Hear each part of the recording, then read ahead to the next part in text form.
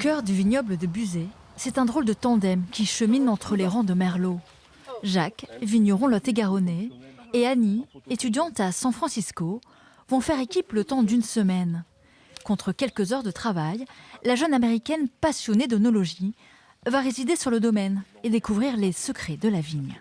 Je voudrais apprendre plus sur la culture française, la culture des paysans et aussi la culture gastronomie parce que je pense que la vin fait une grande partie de la culture gastronomie. C'est la magie du woofing, réunir deux générations, deux univers venus chacun d'un coin de la planète.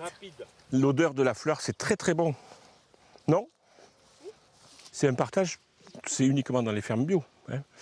Et donc où il y a beaucoup de travail manuel, quelles que soient les activités, on partage nos expériences. Et comme elle a moins d'expérience que moi, mais beaucoup plus de jeunesse, c'est très intéressant. Une expérience très encadrée.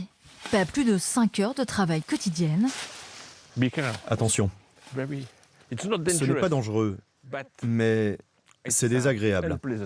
Jacques initie son invité aux vertus de l'ortie.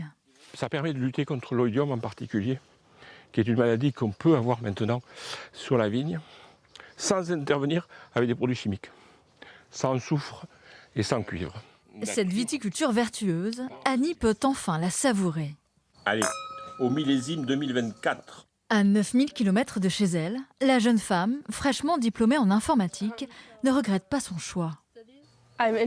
Les études que je suis sont passionnantes, bien sûr, mais je suis aussi très intéressée par l'agriculture durable et ses pratiques. Alors oui, je voulais venir apprendre tout cela à la source parce que je n'ai jamais eu l'occasion d'aller là où se fabriquaient les produits. Le woofing, cuvée riche d'enseignements. Jacques se prépare déjà à accueillir d'autres visiteurs. Chaque année, 250 woofers se rendent sur les exploitations du Lot-et-Garonne.